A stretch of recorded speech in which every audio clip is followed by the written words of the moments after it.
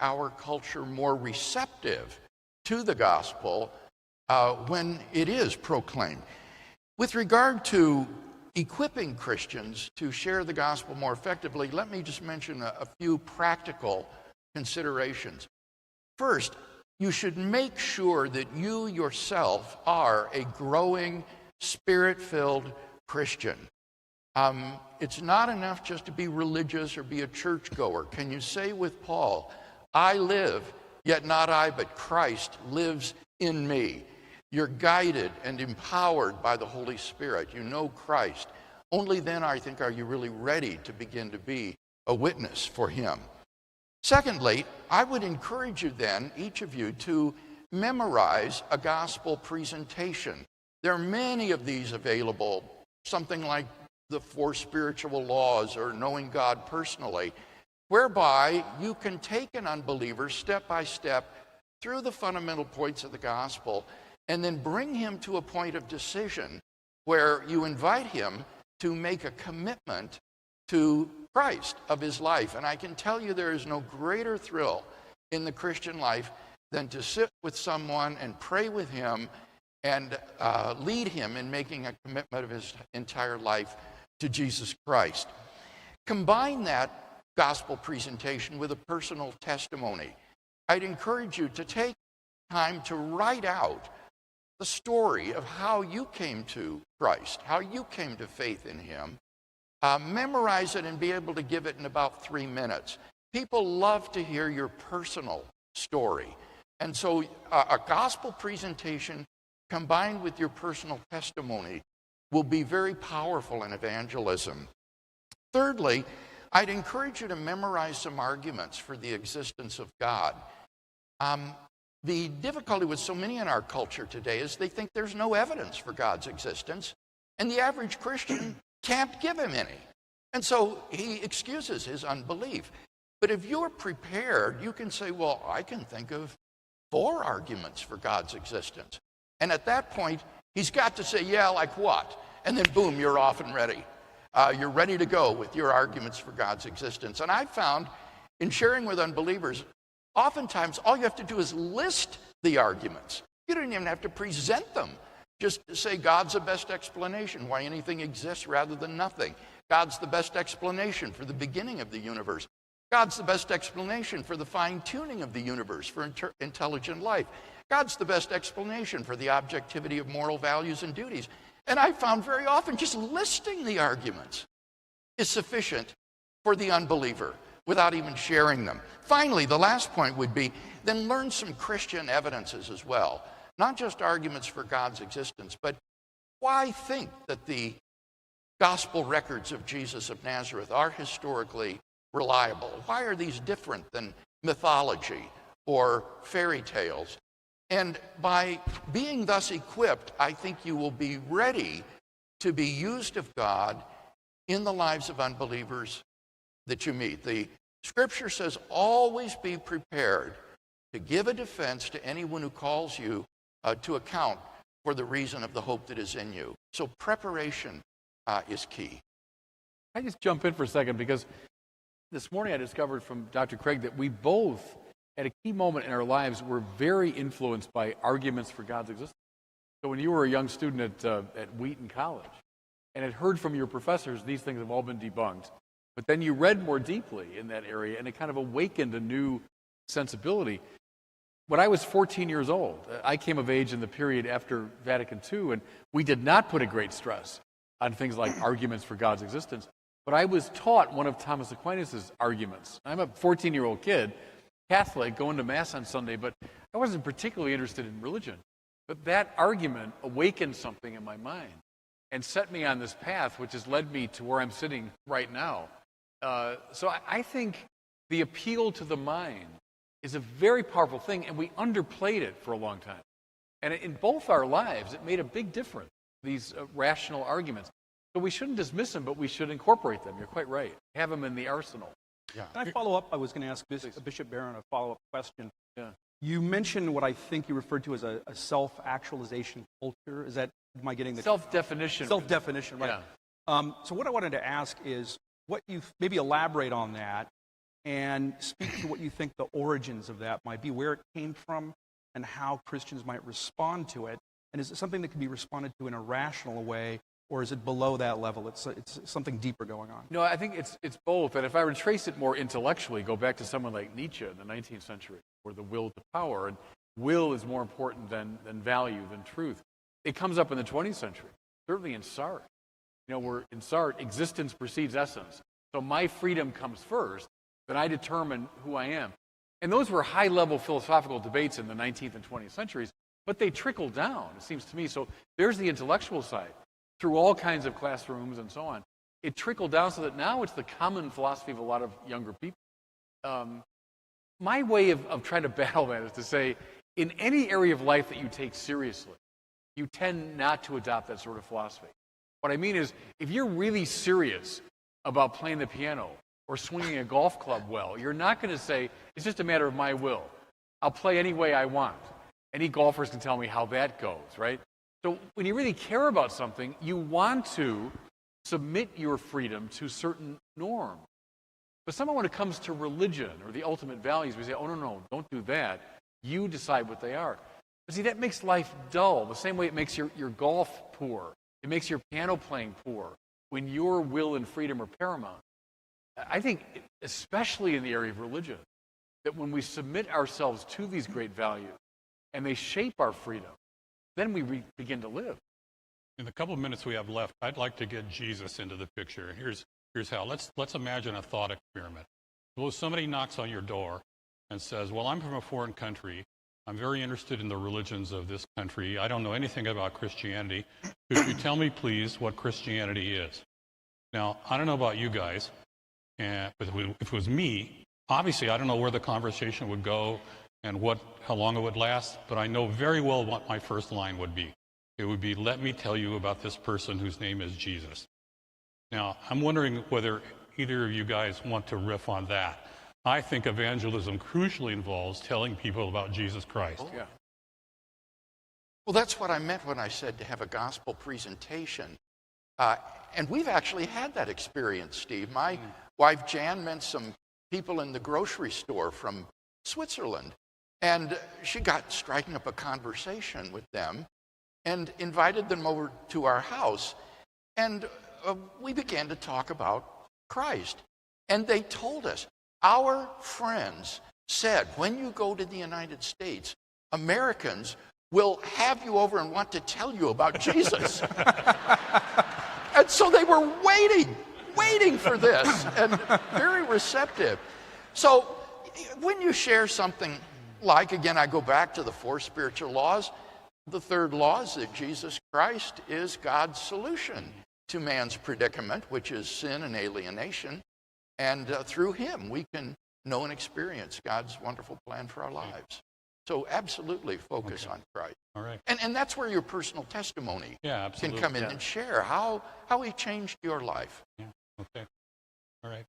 If my interlocutor spoke Latin by any chance, I would say, Deus fit homo, ut homo fieret Deus. Yeah.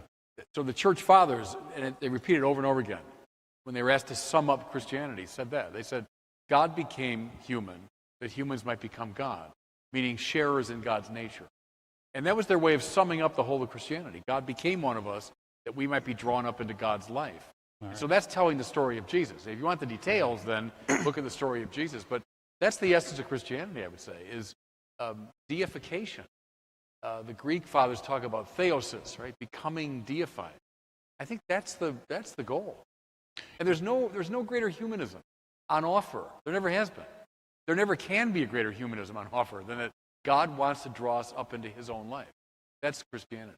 Bishop, as a Presbyterian, I have noticed, watching some of your programs, which I love, that you put great emphasis on beauty as a way of drawing people to the church. Yeah. And I'm just wondering whether you'd want to talk about that. We know that's not to exclude rational arguments, right, which you are very good at. But I'm wondering if you would like to talk about that a bit. I would, because the 3 great transcendentals, the philosophers told us, the good, the true, and the beautiful, right? Wherever you find being, you're going to find those 3 things. And a lot of our theology is focused on the good, think of the moral life and so on. A lot of it's focused on the true. But I think especially today, in our postmodern time, the good and the true can be non-starters for a lot of people. Because if I say to you, now here's the way you ought to behave. Let me tell you what's the good life. Well, people's defenses go up. If I say, look, I got the truth that you need to know, they get defensive. But the beautiful, I think, is just a little bit more winsome for a lot of people. I'm not going to tell you what to think yet. I'm not going to tell you how to behave yet. But just look at this. Let me just show you something. And as a Catholic, I would say, we can draw on the great aesthetic tradition. Look at the Sistine Chapel. I'm not going to tell you yet what to think or how to behave, but look at that. Let me explain it to you. Listen to Mozart Mass. Listen to Beethoven's Seventh Symphony. Look at the work of Mother Teresa's sisters in Calcutta.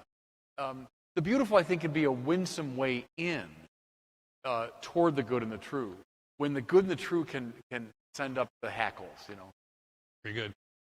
Any last thoughts from either of you on evangelism before we turn it over to Ed?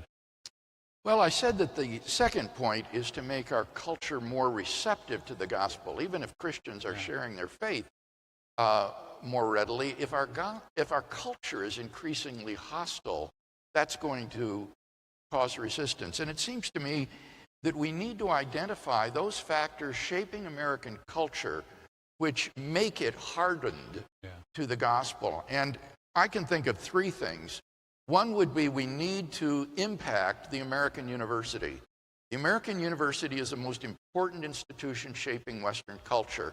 And if Christianity can have a place of respect at the university, this will help to reshape our future teachers, future lawyers, future judges, and so forth. The second thing would be the entertainment industry.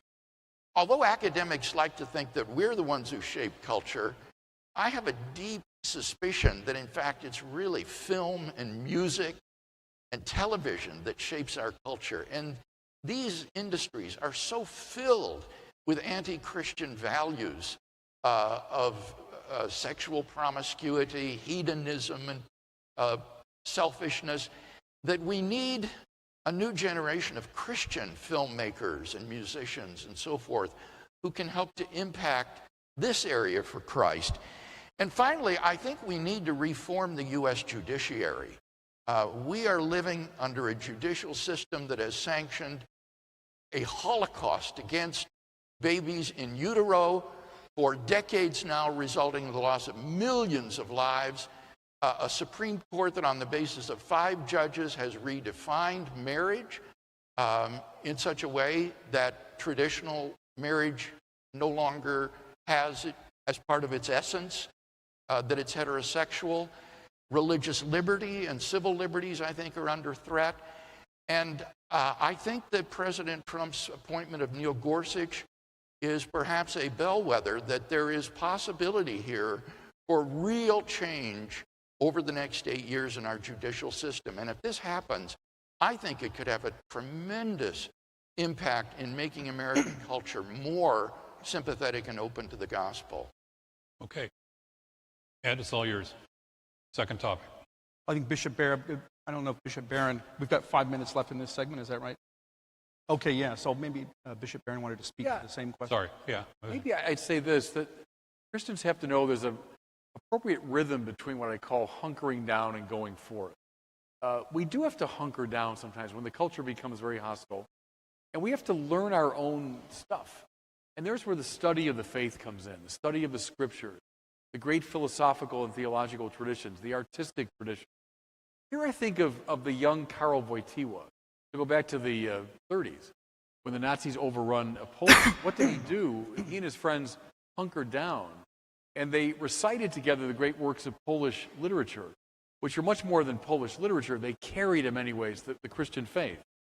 And they hid behind locked doors and closed windows, and many of them were killed during that time. They hunkered down, but then fast forward several decades, and now that young kid, grown up to be Pope John Paul II, boldly comes forth and prompts a revolution. When he gives that famous speech in 1979 in Victory Square in Poland, and the people would just begin to chant, "We want God, we want God." And what I find so powerful there is it was the young kid that hunkered down and learned and preserve the great tradition, who was then able to bring it forth, you know? So to know that rhythm, when I was coming of age, we were all on go out and meet the culture, go out and meet the world. That's fine, but if you don't hunker down and learn the tradition, you've got little to bring to the world, and soon you just become a sort of echo, a faint echo of it. So the hunkering down, but I think of the great Protestant theologian Karl Barth, who said, we're not meant to live behind Chinese walls, was the way he put it. We're meant to go out. We're an evangelical community. So that's the rhythm, and it's hard to get right. But the rhythm of drawing in and learning and studying and praying and preserving, and then going out with confidence to meet the culture. All right, so we're going to turn now to address the topic of science and faith for a few minutes. And Bishop Barron had mentioned scientism as an ingredient of the hostility to Christianity that exists in modern Western society. Scientism, the idea that science alone gives us knowledge, we could characterize as a key ingredient of the new atheist criticism of religion, which you've both spoken about in your work. So you get in Richard Dawkins, of course, the idea that Christianity has been falsified, religion in general has been falsified by Darwinism, that Darwinism provides a superior explanation, a scientific explanation, to anything that religion could afford. You find in Lawrence Krauss the idea that physics can give us an answer to the question why anything exists at all rather than nothing, and so forth. But it's not just new atheists and other aggressive critics of religion who take this sort of view. We find this really in the culture at large. I think even in writers and just the average man on the street who isn't necessarily viscerally hostile to religion, but buys this idea that there's some conflict between science and religion. So what I want to ask is, how do we get to this point? Why is it that people have this idea? Where did it come from? And how can it be rooted out? And I want to put that question first to Professor Craig, and then Bishop Barron can speak to that. I think you're absolutely right, Ed, in saying that our culture remains deeply scientistic and modernist in its heart. And I think it is the lingering vestige of a movement in philosophy during the 1930s and 40s called positivism, which championed a verification principle of meaning, which said unless something is scientifically provable, then it is meaningless. And therefore, theological talk, ethics, aesthetics, these are all cognitively empty. They are meaningless because they can't be scientifically verified. And I think the scientism that persists on the popular level is the lingering shadow of this defunct positivism. And I say it's defunct because among philosophers, this was shown to be untenable decades ago. And it's very easy to see. Just ask yourself, take the proposition, you should only believe things that can be scientifically proven. Can that be scientifically proven? Well, obviously not. It's just a mere assertion which you're free to reject. And so it was realized that the verification principle of meaning was self-refuting and therefore could not be held. And so this kind of verificationism and scientism has been abandoned among professional philosophers, but it is shocking how it lingers in certain scientists that you've named, as well as in pop culture. Yeah, no, quite right. It's a philosophical position, so it's self-refuting, as Dr. Craig says. I mean, it's the one thing you can't say about a philosophical position is that it's outlawed by philosophy. I mean, so it turns on itself, scientism. I mean, I think where it comes from is the success of the sciences. Science has been remarkably successful, and then the attendant technology has been so useful to us that we just by a basic instinct say, well, this is it. This is verifiable. This is right in front of me. I can use it. But see, go right back to Plato. You know, we all read in Philosophy 101, Plato's Republic and the escape from the cave. You know, there's these different levels of knowledge. And to stay simply at the level of sense experience is to stay at that level of seeing shadows in the wall of the cave. They're real and important, but there's a far greater dimension of reality beyond what can just be seen and measured empirically. And I think in some ways we've just locked ourselves into that very narrow epistemological space. And the great thing that Plato recounts is a kind of like a conversion story. What's it like when you're able finally to escape from the cave and come to higher levels of perception? Philosophy, for example, is just a different way of seeing the world. It's seeing at different levels. One of my great mentors, Cardinal Francis George of Chicago, used to say, the collapse of philosophy in many ways has produced the problem. Because now there's a binary option in the minds of many. There's science, which is obviously true and verifiable. Then there's religion, which is not scientific, therefore it must just be a bunch of nonsense. When there was a mediating discipline of philosophy that was not scientific, but was rational, people said, oh, okay, I understand that. And it opened the door toward a rational consideration of religion. And I've always felt that's right.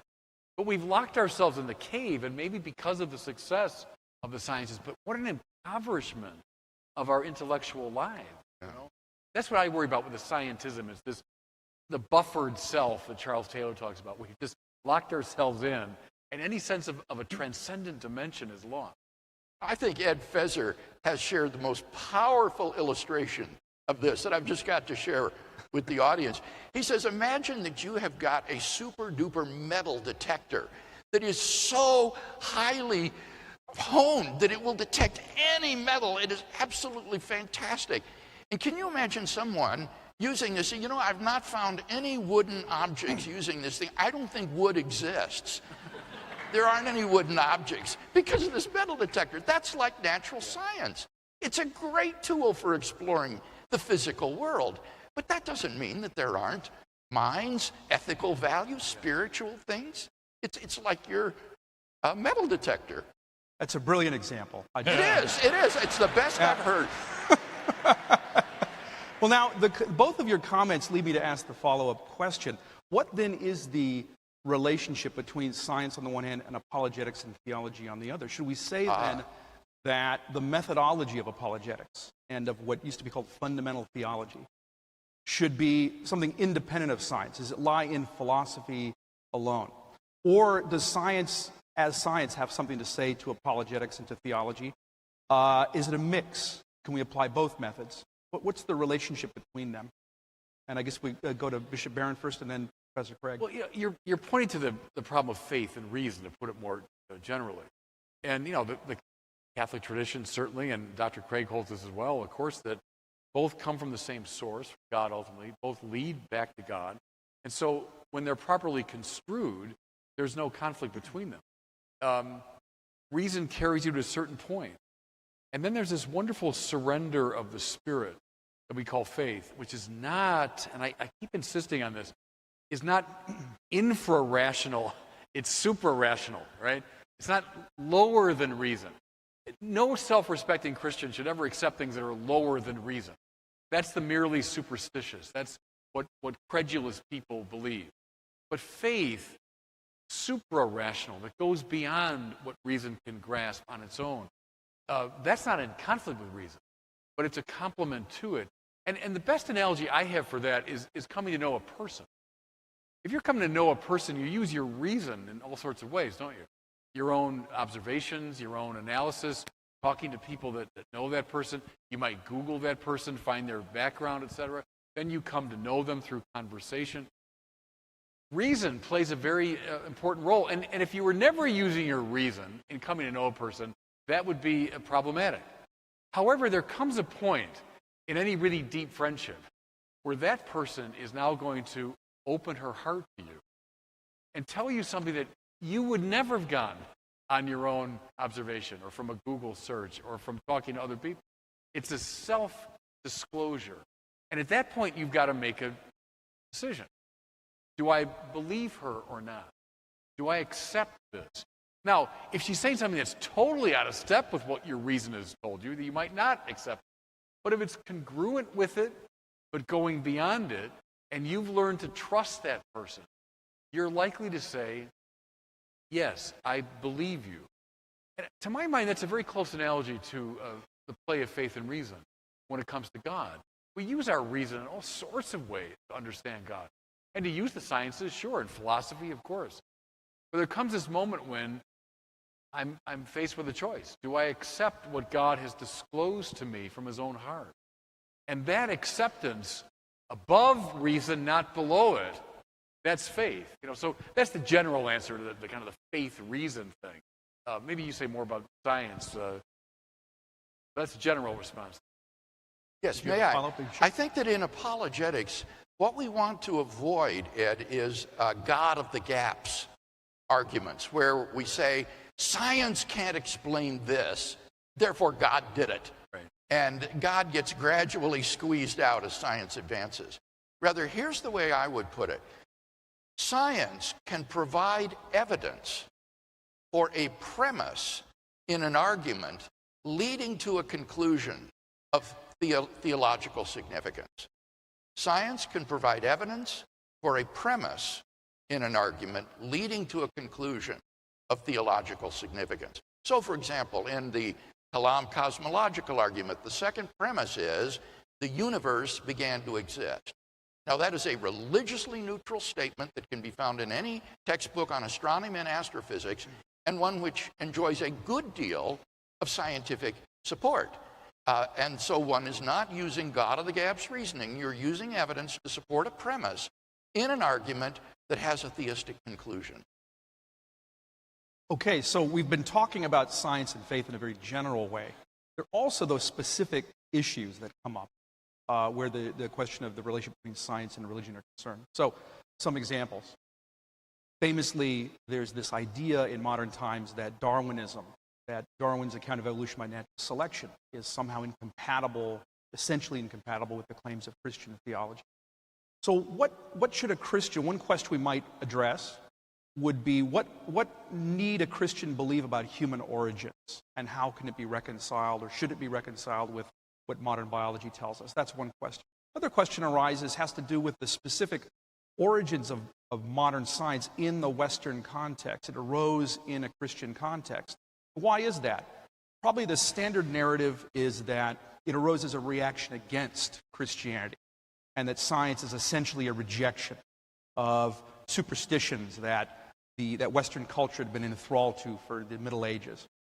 On the other hand, there's another narrative that says no, that it's no accident that science arose in a Christian context as opposed to an Islamic context or a Chinese context or what have you, and that there's something in Christianity itself that lends itself to science. So these are a couple issues. There are many others. And so what might you say to some or any or all of these questions, or maybe some other ones that you think are especially important where science and faith are concerned? Well, maybe I'll take the second one first, about the origins of science. I believe this is a very important thing because modernity, as it were, has to trot out that story over and over again like a myth of origin. That the sciences and then liberal politics, you might say, emerged out of this long twilight struggle against backward-looking Christianity. And so you hear that over and over again in the culture. It's like we have to tell that story to ourselves over and again. But I think that's so much nonsense. I think it's quite right to say that the modern physical sciences emerged where and when they did because of a Christian intellectual matrix. And what I mean is this. I think there are two basic things you need to get the sciences off the ground. You need the view that the world is not God. The world is divine, or the world itself is sacred. You're not going to analyze it and experiment on it and so on. You're going to worship it or you're reverence it. The world is not God. Secondly, the very mystical intuition that the world in every nook and cranny is intelligible. Now, mind you, I'm not talking about intelligent design here. I'm talking about something more fundamental. The intelligibility of the world. So any scientist of any stripe, physicist, chemist, biologist, psychologist, goes out to meet a world that she is confident is going to be intelligible. It'll correspond to an inquiring mind. There's some intelligibility that corresponds to a questing intelligence. But see, that's a very strange and mystical thing, the more you think about it. Why should that be the case? So take those two things now. What's the condition for their possibility? I would say the great doctrine of creation. If the world is created, it's not divine. It's not sacred. It's not there to be worshipped. It's a creature. And if it's created, it's marked in every corner by intelligibility. So we would say, in the beginning was the Word, and through that Word all things came to be. It means God, metaphorically, spoke the world into being. I think here of Joseph Ratzinger, Pope Benedict XVI, who loved to reflect on our little strange word to recognize. When I recognize a truth, I recognize it. So I think again what's already been thought into it. So I think that is not the least bit accidental, that out of this Christian thought matrix, the first natural sciences in the West, physical sciences, emerged. And so it's not a story of great conflict. I think it's a story of great mutuality, witnessed to by the fact that almost all the great founders of the modern sciences were people of authentic religious faith.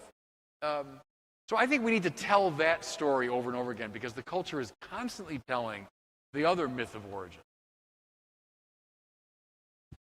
With respect to the first question concerning the biological theory of evolution, what I tell unbelievers who ask me about this is that there are indications in the text of Genesis 1 itself that this is not intended to be a literal consecutive 24-hour creation week, and that therefore we do not need to interpret this along these sorts of literalistic lines. And once you give up that notion, then it really doesn't tell you anything about how God created life forms on this planet. Indeed, when he creates the vegetation, it's very interesting. On the fourth day, he says, let the earth bring forth vegetation bearing seed after its kind, and fruit trees bearing fruit after their kind. And it was so, the earth brought forth vegetation and fruit trees bearing fruit after their kind. Now, unless we're to envision this like a film being run on fast forward, where the apple tree suddenly springs out of the dirt and grows up and turns into a big tree and the apples pop out on it, well, then this must have taken a good deal of time. So I don't think the author of Genesis 1 is imagining that his narrative is like a film running on fast forward. And once you give a notion of a literal 24-hour day creation week, then all bets are off about how God brought about biological complexity. And so I tell folks, and I mean this quite sincerely, that I have about current evolutionary theory are scientific doubts, not theological doubts. My reservations about the current theory of biological evolution would be based upon the inadequacy of the explanatory mechanisms, but I have no theological or biblical objection to the theory. So as a Christian, you're open to follow the evidence where it leads. You can be open-minded and follow that evidence. And I remember sharing once with a kid in Ireland about the gospel, and he said, don't you have to believe that the world was created in 6 days to be a Christian? I said, you don't have to believe that to be a Christian. And he threw his hands in the air and said, hallelujah! This kid had been prevented from giving his life to Christ because he thought he had to jump through the hoop of young earth creationism in order to become a Christian. And he was so happy to hear that he didn't have to do that. So, you know, Alvin Plantinga has said it's really the evolutionist who's in the box here, or the naturalist rather, because if naturalism is true, then evolution has to be true. There isn't any other source. But the Christian can be open-minded about it, and we can follow the evidence where it leads. Here's one really quick question. We've just got 2 minutes left. There is in biology a group of people called the Origin of Life Society. And of course, originally the idea is we've got rocks and galaxies and maybe planets and so forth. And now we've got the inorganic, and now we've got the organic. Would it be a problem for Christians if they could come up with a plausible way of explaining how the inorganic led to life? Now, whether they can do that is a very good question. And I sort of hope they can't. But at any rate, would that be a problem for Christians if they had a plausible story? And we just got 1 minute left. So 1 minute. Yeah. No, I don't think so. And I think the bottom line from a, let's say, Christian anthropological standpoint is I think we have to hold about human beings, there's more to us than simply the biological or the material. Yeah. There's something in us. I'll call it what you want, soul, consciousness, spirit, mind, but something which is not reducible to the merely biological or physical. Now, how you account for that, that's another question. But the question, I agree with Dr. Craig, of evolution itself and the biological development of the species, I leave that to the specialists. I think we do have to hang on to something like the soul, something that's non-reducible to the merely physical. There's a bottom line, but in terms of the development of things, I agree. Follow the evidence that's offered to us. So yes, we're going to turn it over to you, Steve, for our next segment. We'll do it a little bit differently this segment, only 10 minutes. We're going to ask each of our panelists here to speak for 5 minutes about this topic. What advice would you give to Christians, like the people we see out there, living in an increasingly secular world? And it certainly seems, unless all signs mislead, this country is going to be as secular as some of the most secular countries in Europe. And teaching in secular academia, as I do, it's you certainly see this all the time. How should Christians deal with this world? Should we fight against it? Should we go along with it? What should we do? I've forgotten which one I was supposed to begin with. I think, Bill, it was going to be you. Okay. I want to admonish you tonight to dare to live counterculturally. When I was growing up in the 60s and the 70s, everyone talked about the counterculture. I think Christians ought to be the genuine countercultural people. We need to dare to be different. You've all heard the story about the frog slowly being boiled to death in the kettle. That's the danger, I think, that we face in our society. American society and culture is so poisonous to Christian faith that if you feel comfortable in American culture, there is something wrong with your discipleship, frankly. A Christian who's committed to following Christ seriously ought to feel very uncomfortable in this culture, particularly with its materialism and consumerism and focus on the acquisition of goods. And I hope that you young couples here tonight won't make it your focus to have a big house and fancy car and nice furniture and those sorts of things the world values, but will instead focus on living for Christ and using your resources as good stewards of the Lord's work. Our culture is permeated by sexual license and promiscuity. And I think as Christians, we must preserve the sanctity of the marriage relationship, that we do not have sexual activity before or outside of the marriage bond that God has established for us. And that is living counterculturally today. And then finally, just the superficiality and the banality of American culture, which is so focused on celebrities and sports and entertainment and so forth. I would encourage you as a Christian to go beyond that and to think deeply about the important issues of life, like you're doing here tonight by attending this sort of event. That is already being countercultural. The second thing I'd like to encourage is to train your children carefully to be Christians in our culture. We mustn't hand our children over to our public grade schools and high schools to be raised. We need at home, and this is especially you dads, you need to be teaching your children why they believe and what we believe from a young age, simple at first, but then with increasing sophistication as they grow older.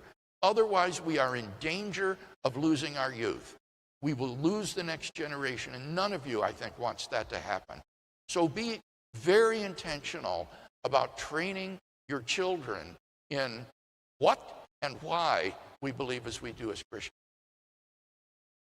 I'd like to say amen to all of that.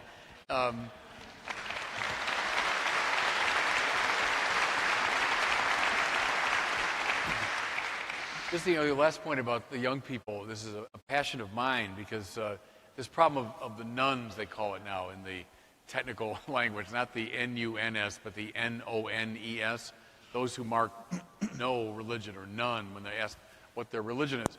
And that number is increasing dramatically. The one that always gets my attention is among Catholics, 30 and younger. Now it's 50% claim to be nuns, to have no religion. That's heartbreaking, and that's a very troubling thing for our whole, not just the church, but for the whole culture, I think. So I agree with that. I mean, to really be attentive to our kids. Here's a couple of things I would add. One is what I call the Augustinian anthropology. So the single greatest statement of Christian anthropology is on page 1 of Augustine's Confessions, right? Lord, you've made us for yourself. Therefore, our heart is restless until it rests in thee. I think every sermon of Billy Graham had that basic structure. Bruce Springsteen said it, everyone's got a hungry heart, right? You can see it echoing up and down the high and low culture across the centuries. There's a longing in us, which is a longing for God. C.S. Lewis calls that joy, that strange, even at the best moments of life, maybe especially in the best moments of life, our times of greatest joy and achievement and friendship and so on. It's at those moments that you realize the hungry heart, that there's still something more that I want, right? And don't let that hungry heart be suppressed, because one of the marks of secularism, I think, is just that, is to say, oh, just cover that over. Don't pay attention to that. That's just the old, some psychological hang-up. No, that's what makes us most alive, is to follow that hunger. And it presses the mind onward. That's why I'm against the new atheists, because not that they're opening up the mind, they're shutting down the mind. Scientism shuts down the mind. Naturalism shuts down the mind. And don't shut down the heart, the longing for the good and for the true and the beautiful. Religion is meant to make the spirit soar. Lord, our heart is restless. Get in touch with the restless heart. And teach your kids that too. That when they experience that, that's an experience of the call of God, And only God can satisfy that hunger. So I think that's really important in our own spiritual cultivation. And then this relates very much to what Dr. Craig said too. Hans Urs von Balthasar, one of my favorite contemporary theologians, said the saints are the best theologians and evangelists. And that's dead right, I think. I mean, we all speculate theologically about things, but the best theologians are the saints, the ones who are in love with Christ and live out of that love. And they have a radiant power, don't they? That's why we surround them with light in our depictions of them. They have a radiance. So be a saint. If you want to evangelize the culture, be a saint. Be holy. Give your life to Christ and let people see it. So the hungry heart and be a saint are two bits of advice I would have.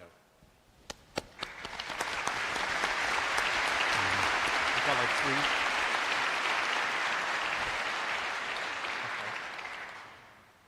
So both of you are very prominent Christian apologists. And what role, just to round out this segment, what role do you think that apologetics, traditionally, a foundational discipline within theology, which has perhaps been neglected until the work of writers like yourselves, what role does it play in this evangelization that you're discussing? Starting with Professor Craig, maybe briefly, and then Bishop Barron briefly. I think we're living in an age in which there is a renaissance of Christian apologetics. And people in our churches are demanding training in apologetics. It's not coming from the top down, it's coming from the grassroots, and this is very encouraging to me. It seems to me that training in apologetics is useful for at least 3 purposes. The first one is shaping culture.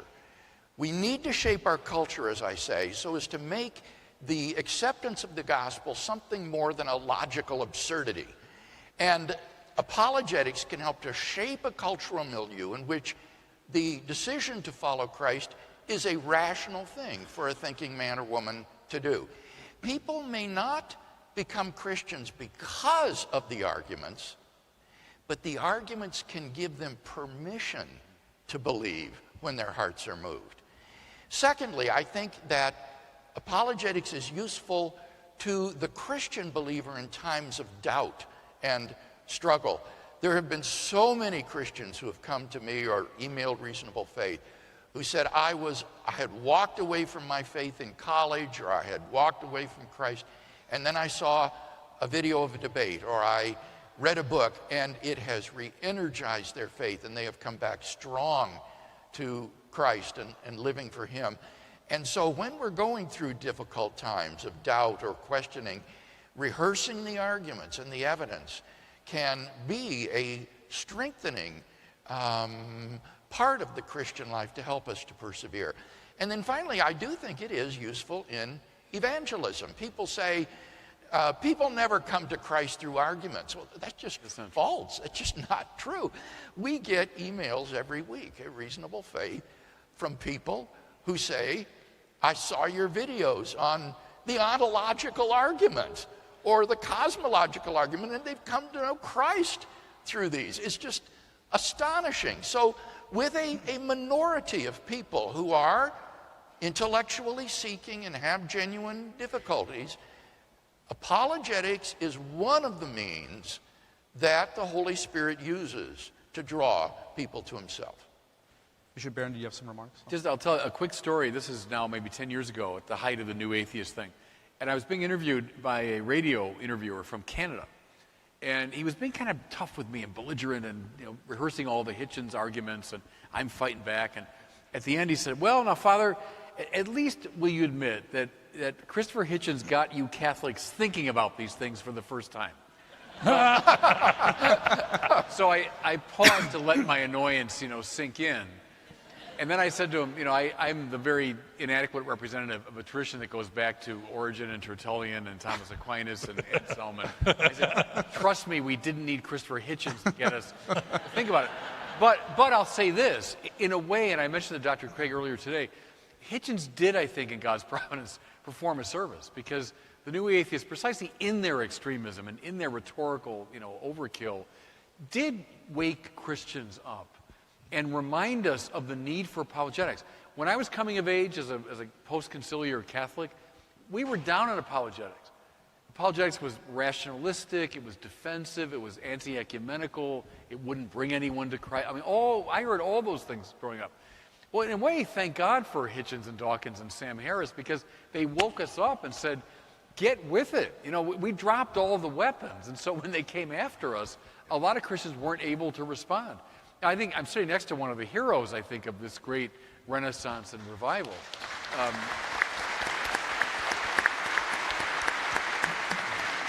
But I think that's been a great thing for the Christian churches, so I'm pro-apologetics.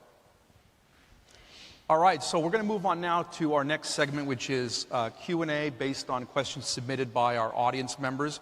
Good. We want to thank all of you who submitted questions. We got a lot of questions, and unfortunately we won't be able to address all of them. We're going to try to get through as many as we can.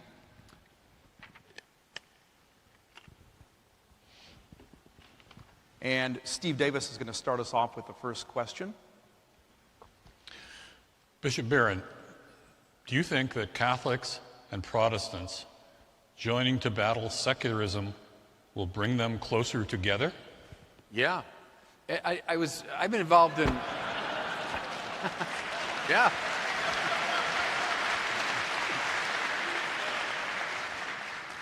I've been involved in a lot of ecumenical conversations over the years, and I love the questions of the 16th century. So the reformers raised all these objections, and Catholics responded, and I find those questions fascinating, so I love debating them. But at the end of these ecumenical conversations, I almost always say to my Protestant interlocutors, we could discuss this till the cows come home, but we got a common enemy today, which is a very aggressive secularism. And so our priority should be, right now, not debating justification and all that. We should talk about God and talk about Jesus Christ and talk about eternal life, and we can come together and fight in a common struggle against that enemy. So yes, I think it's a call of our time.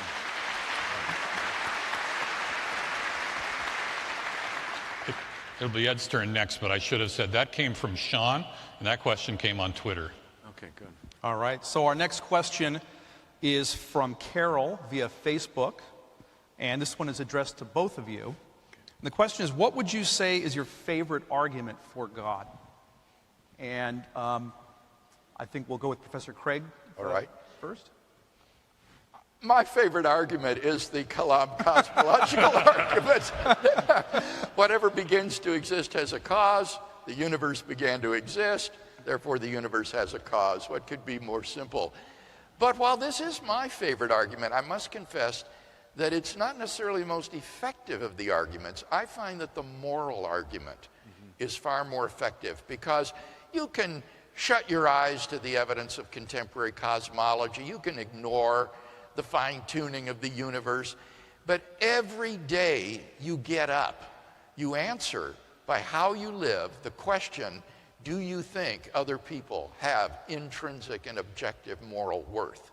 So this argument is existentially inescapable, and I think it's the most powerful. Bishop Barron? Yeah, I mean, for me, when I was teaching theology full-time, I love the ontological argument. I think it does have validity if it's properly presented. But I hardly ever do that in an apologetic setting because I think it's too complex to lay it out properly.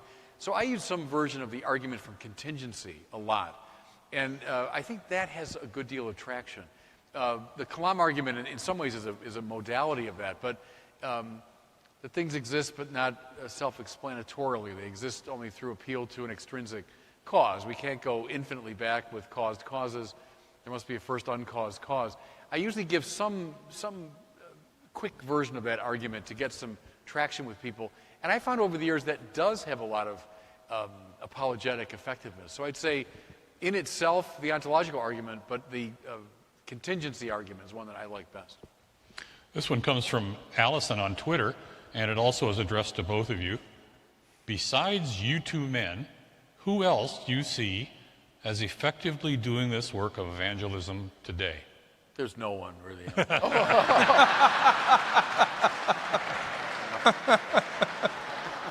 I'm joking.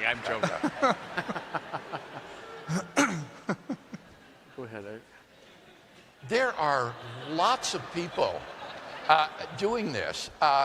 Lee Strobel's books, Case for Christ, Case for Faith, and now even the movie, The Case for Christ, has reached hundreds of thousands of people. Lee told me he's lost count of the number of people that have come to Christ through his books. Ravi Zacharias has a ministry that has a worldwide reach, emphasizing apologetics and evangelism. Greg Kokel's ministry, Stand to Reason, is excellent. And if you've ever seen Greg's book called Tactics, it's a wonderful book about sharing your faith effectively with non-believers. Now, I'm sure I'm forgetting some, and I hope I've just not slighted any of my friends, but I mean, there are many others, Frank Turek, Hugh Ross, Tim Keller deserves mention here. His books, The Reason for God, and his videos have had a tremendous influence. So there are lots of folks that, thank God, are engaged in this kind of ministry. And I'll mention a couple on the Catholic side. Peter Kraft, I think, Yes. is a Yeah, wonderful absolutely. apologist, evangelist. I think, too, of Robert Spitzer is out this way. He's in Anaheim. Does wonderful work with cosmology and the sciences from a very smart, very high-level apologetics, I would say. So those are a couple that come right to my mind. Good. All right, so we turn to a question from Ben via Instagram, and this is once again addressed to both of you. The question is, which thinkers or theologians have most influenced you? We'll start with Professor Craig and then move to Bishop Barron. The greatest influence on me has been the American Christian philosopher Alvin Plantinga. I thank God to have lived during the time that Alvin Plantinga was writing and flourishing. I think this man will go down as a Leibniz in the history of philosophy. Every area that he's touched, the problem of evil, the nature of necessity, the ontological argument, religious epistemology, he has broken new ground and advanced the discipline. And at the same time, he has been a beacon that has served as a rallying point for hundreds of other Christian philosophers to come out of the closet, to be involved in professional societies, professional journals, academic presses. And Plantinga has greatly influenced me in both his writing and content and also in the example of his gracious Christian life. Yeah, for me, historically, it's Thomas Aquinas is the biggest impact. He changed my life when I was a kid, and I spent most of my life studying him and writing about him. So Aquinas, certainly. I'd say St. Augustine. And the older I get, the more I appreciate Augustine. I read the Confessions as often as I can. So he had a huge impact on me. Among more contemporary people, I'd mention G.K. Chesterton was a very important player in my own intellectual development. Also, John Henry Newman from the 19th century. Again, someone very involved in what we call today probably apologetics and so on. I'm a big fan of C.S. Lewis. Had a big impact on me. Among my teachers, a fellow from Catholic University called Robert Sokolowski. Wonderful professor that I had, a bit there like Alvin Plantinga for you, but he modeled for me kind of a Christian gentleman. And his thought had a big impact on me. Those are a few that come to my mind. This one comes from Betty on Twitter. And again, it's for both of you. What would you identify as the number one thing Christians should study today to be prepared for the next several decades? Well, we're talking, I assume here, Steve, about the average Christian layperson and not someone who wants to go into an area of specialization, an academic field. And I guess, is the question in terms of the most important for evangelization or just for... That isn't what Betty has to say. What would you identify as the number one thing Christians should study today to be prepared for the next several decades? Yeah, I don't know. It's going to sound obvious, but it would be the New Testament. Yeah. Where Christians are, sadly, biblically illiterate. And I think that Christians need to get past simply reading the Bible and to begin really studying the Bible. And there are wonderful helps, Bible dictionaries, commentaries, and things of this sort to help us go deep into the Scriptures. And that would be the most important thing that we can do. Yeah, and let me follow up on that, because I think that gets overlooked sometimes when we talk about apologetics. But evangelization, declaring the lordship of Jesus, you can't do that apart from the story of Israel. Because to say Jesus Christ is Lord means he's the culmination of this great story. He's the fulfillment of Torah and temple and prophecy and so on. He makes no sense apart from Israel. You know, look at the first evangelists doing their work. Paul and the very first proclaimers of the Christian message, they tell the story of Israel because he's the climax of it. And so without that, we're not going to evangelize. And that's why Jesus becomes, in our culture, very often, a sort of guru or a sage or a teacher of timeless truths. But he's the fulfillment of Israel. And until we get that right, we're not going to get him right. So I think that's correct. Vatican II, the Catholics know, called for a biblical revival. And in my judgment, it hasn't happened. It's one of the unfulfilled promises of Vatican II. So I would say, yeah, if Catholics could pick up their Bibles and read them and study them, that's key for evangelization. Would this idea get any traction, that what Christians need to study, like in the university or something, would be science? Because we need a lot more Christian scientists, and we need a lot more Christians who are educated in the sciences. Yeah, I think that's right, too. And something I've been doing recently, because, the studies are showing number one reason the young kids are leaving, science and religion are incompatible. Number one reason. So I've been, when I give talks now and I go out to Catholic parishes, I'll say, how many here are involved in the sciences? Raise your hand. Doctors, nurses, or, physicists, chemists. And a lot of hands go up, as they are now. And I'll say, you get out there. We need you. Scientists who are still coming to Mass, you be in the front lines, because the kids are leaving, they don't get this connection. And you'll make it better probably than I will. So I think that's a very good point, that the study of the sciences is key. I want to pick up on something, though, that Bishop Barron said, Steve, about this, and that is that the link between the sciences and theology is philosophy. Yep. And so it is not enough just to study science in textbooks. You read things, for example, like special relativity theory, general relativity theory.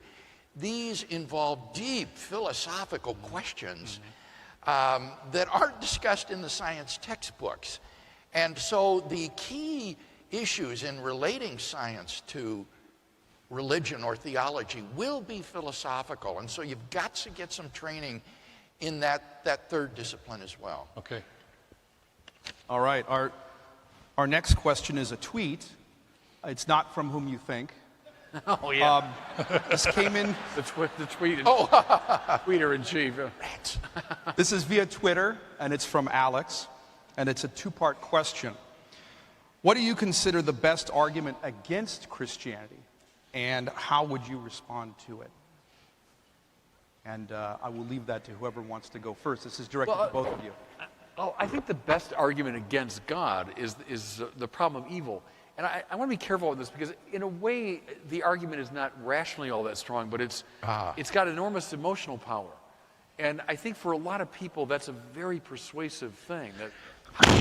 Sorry. How could the all good God permit something like that to happen? That was not scripted. So I think that's the one that people, in my experience, struggle with the most, is the viscerally felt problem of suffering.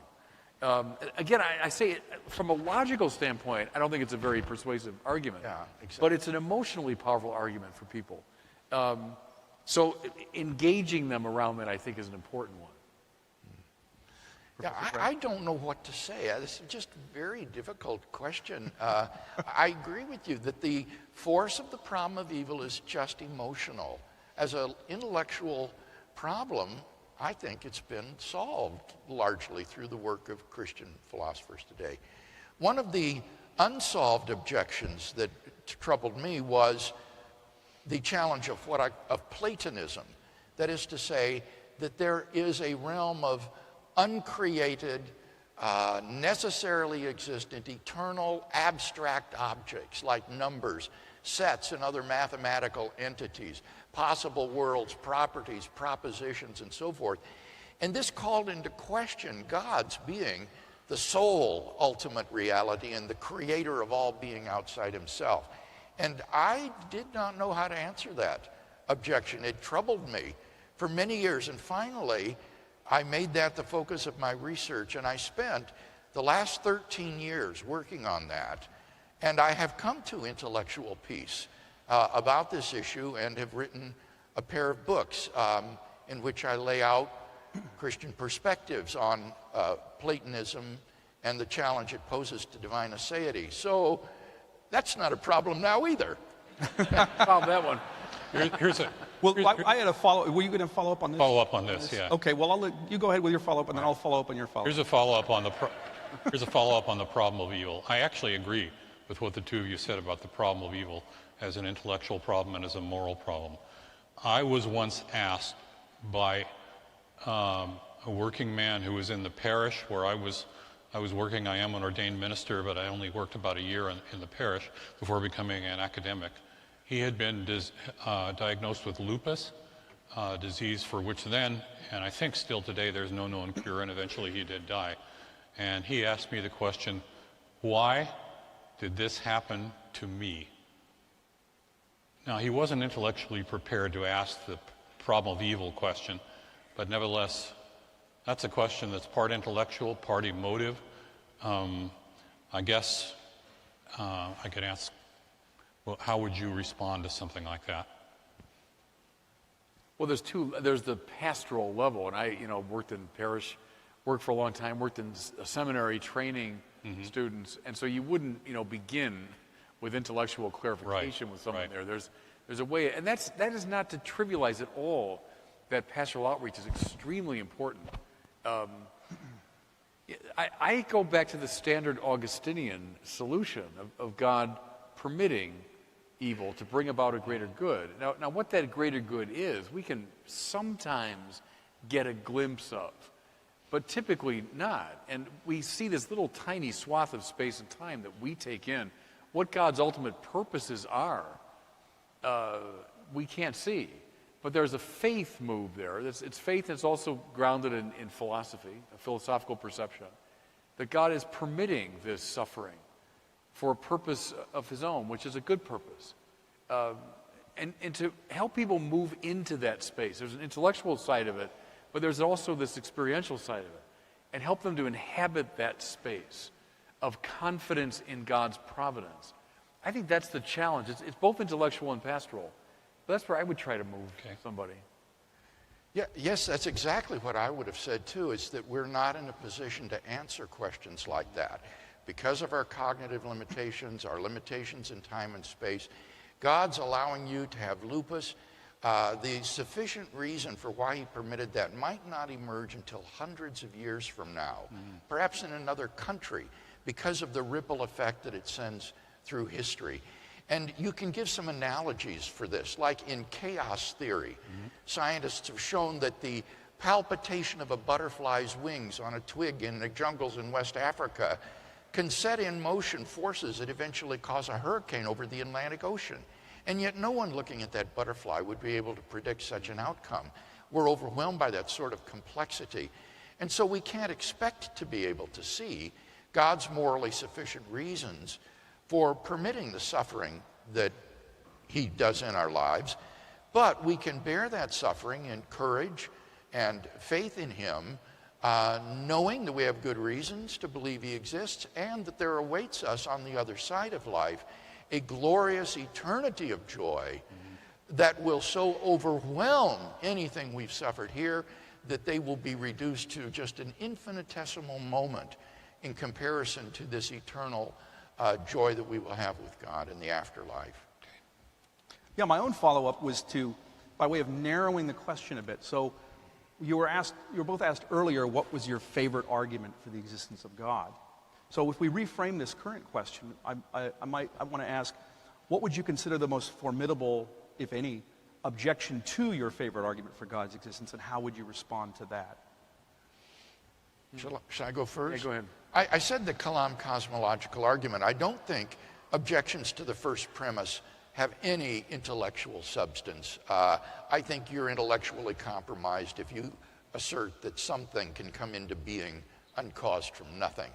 So it will be criticism of the second premise, and I think that the best response is simply to say, well, you know, the actual infinite is just really funny, is just really weird, and that's just the way it is, and just live with it. You're talking about the premise that the universe that an has actual infinite number of things cannot exist, and therefore the past can't be actually infinite.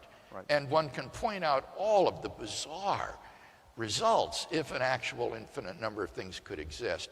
And I think that the best response for that is just to bite the bullet and say, yeah, that's just the way it is. And then with regard to the scientific evidence, the appeal to ignorance is always available to the naturalist. Well, we just don't know enough. That maybe science will overturn the apple cart of the Big Bang Theory and the second law of thermodynamics and restore an eternal universe after all. All right, Bishop Barron? Yeah, I find with the contingency argument, I deal with it a lot on my internet ministry. And when you get some smart people who really get in there and want to argue with you, might say, no, I buy it logically. There has got to be some sort of starting point, some ultimate explanation for the to-be of contingent things. But why couldn't we say it's just matter or it's just energy? So what you're calling God, I'll just call matter that's always been there and just assuming different forms and so on. And of course, the problem with that, though, is that matter is by its very nature contingent. So I would use the classical philosophical language and say it's by its nature potential.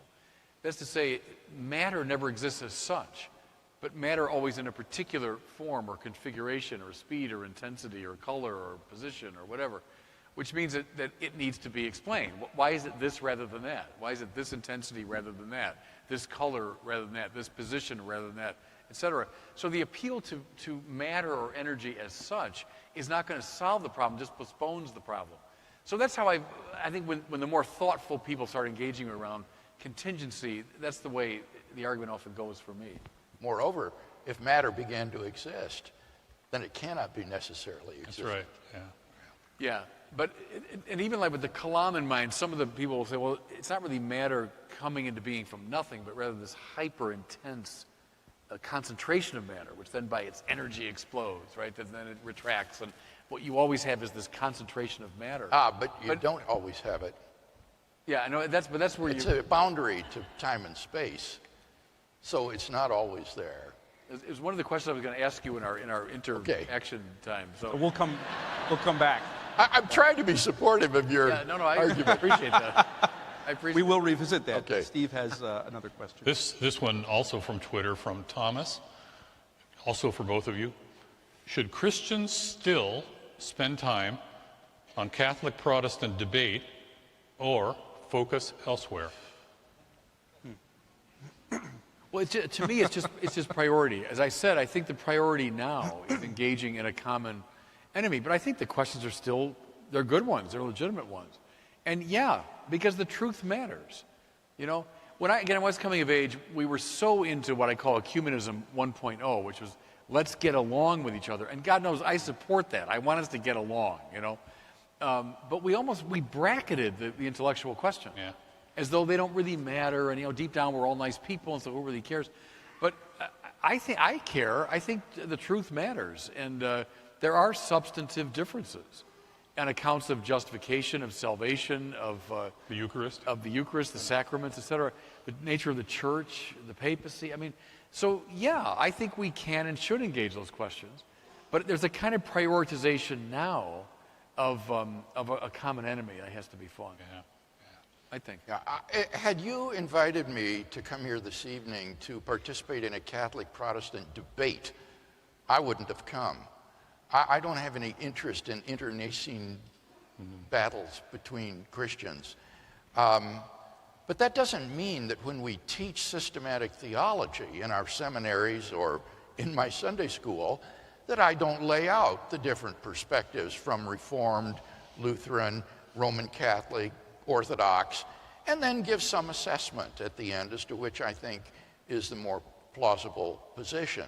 So I think that there's certainly room for teaching on these things, but I doubt that public debates at this time is a useful exercise. Yeah, it's funny. I said the very same thing when we were discussing this. I said, I'd love to be on with William Lane Craig, but I remember I said, but let's not make it into a 16th century debate, because I don't think that's the much priority. less a 13th century. 13th century debate, I'm in favor of. No, so I agree with you on that. Yeah. Well, our next question comes to us from Colleen via Facebook, and the question is, many young people are leaving Christianity. How can we keep them in the faith? And I will put that to, this is put to both of you, but whoever wants to take that first, feel free. Boy. Yeah, For some of those that are leaving, it may be too late. I would prefer to talk about how can we prevent this from happening, and that was related to what I said about training your children.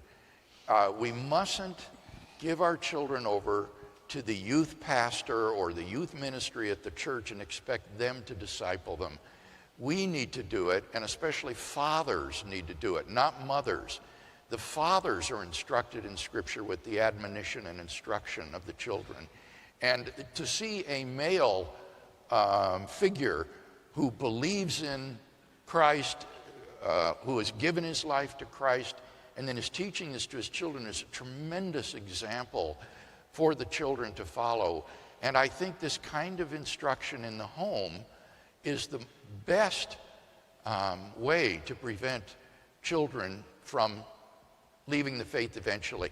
Let them confront the objections first in the home before they confront them in the grade school or the high school, and then they won't be caught off guard. So we're actually developing children's materials at Reasonable Faith to teach children on the attributes of God, for example, and to give them a more grounded Christian faith.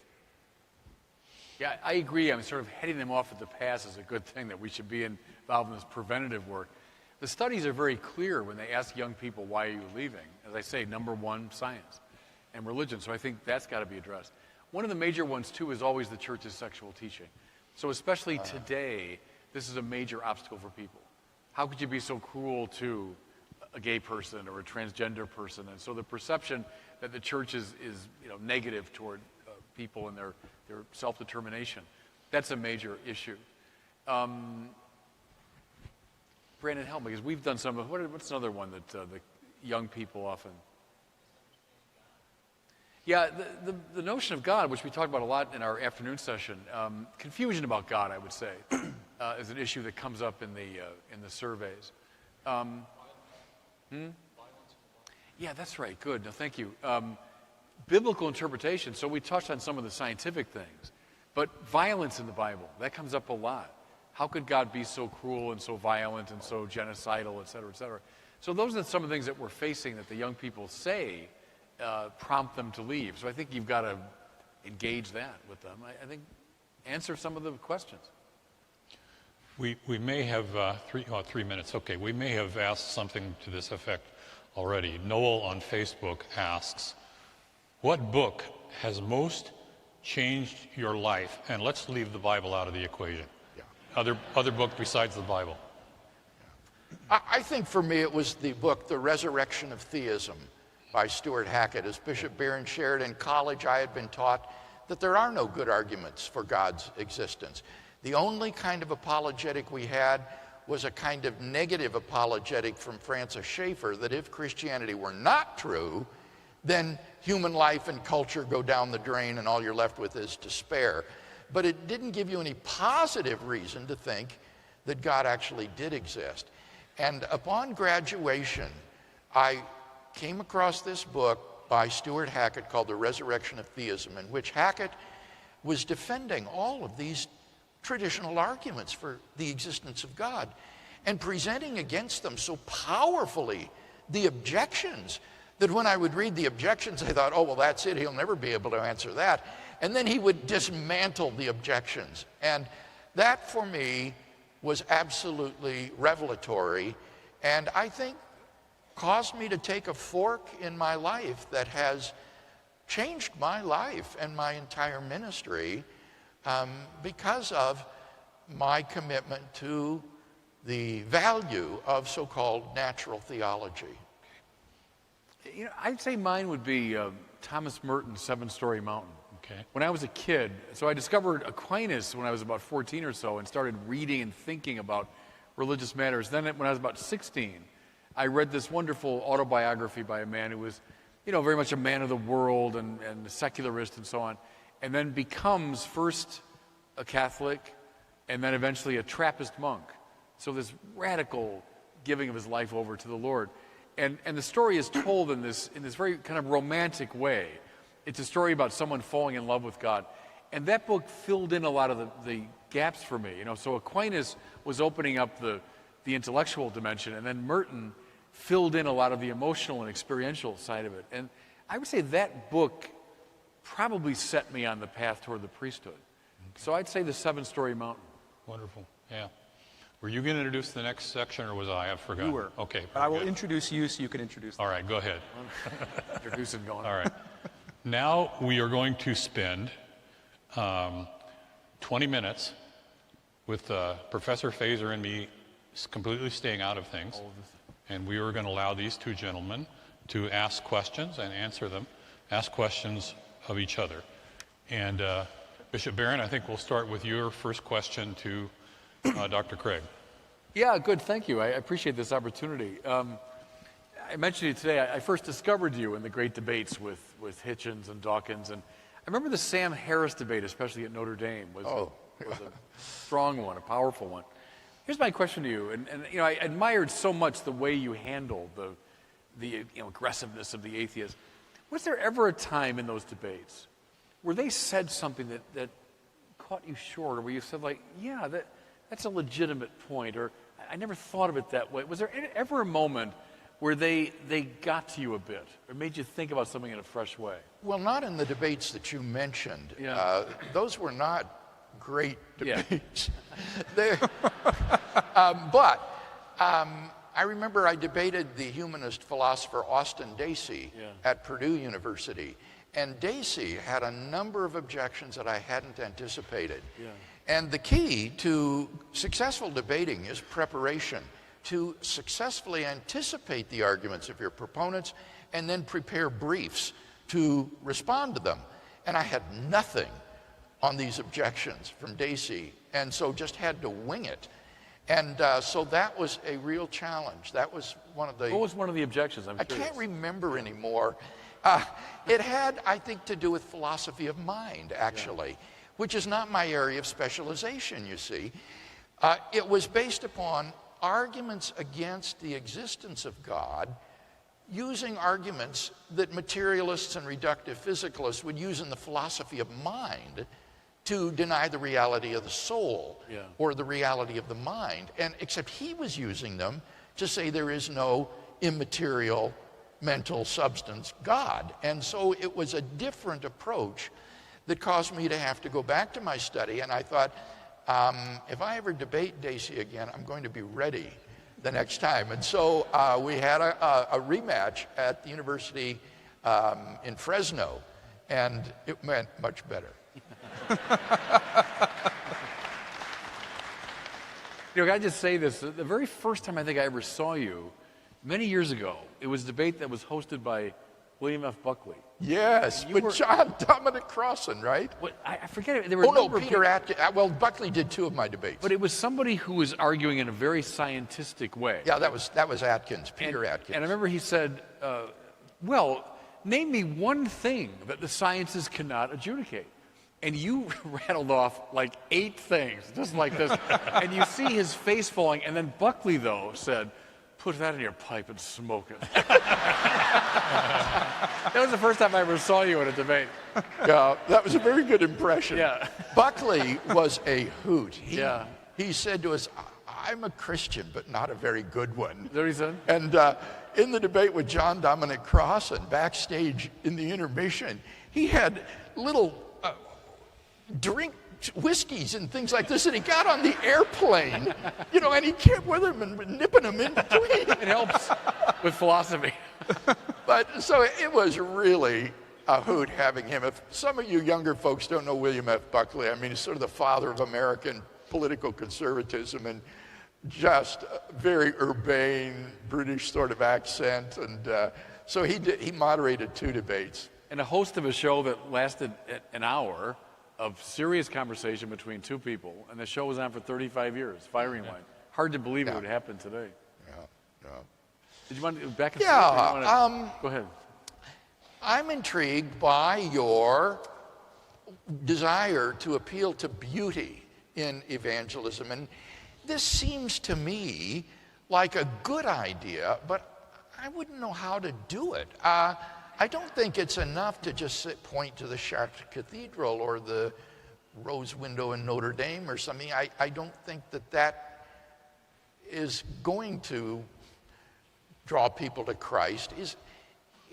What can we do in our evangelism that would use beauty in some way to help present the gospel? Well, I think first of all, I would say it does. There's all kinds of examples of it working. Think of the famous Paul Claudel experience, precisely with that North Rose at Notre Dame. Yeah. Seeing it converted him. Now, I mean, he moved then more fully into the experience of Catholicism, but it was seeing that window, and I think by a kind of alchemy, if the transcendentals are related to each other, that the beautiful leads to the good and to the true. But I think it affects something in the soul, it stirs something in the soul that leads you. The other example I like to use is Brideshead Revisited, where it's really a story of someone coming to the church, symbolized by the manor house at Brideshead. But Charles Ryder, who's the narrator, is like a lot of nuns today or secularists today, kind of a cool rationalist. But it was the beauty of the house that first drew him. And then once in the house, he was drawn into the challenge of the church's moral life and then to its intellectual life. So maybe I'd see it as a doorway. It's an opening of a door into the fullness of Christianity. And look at all that Balthazar's writing. I mean, all is predicated upon the primacy of the beautiful. And then he traced it from Irenaeus all the way up through Augustine and to Anselm and to John of the Cross and on to the 20th century. Someone like C.S. Lewis he uses. All people that use the beautiful or the glorious as a way in. Luther was so uneasy with the Theologia Gloriae, he wanted only the Theologia Crucis. And as I read Balthazar, who commences the project with glory on purpose, I think is an answer to that. He thinks that is a way that we can start the project. Can you put some shoe leather on that for me? I mean,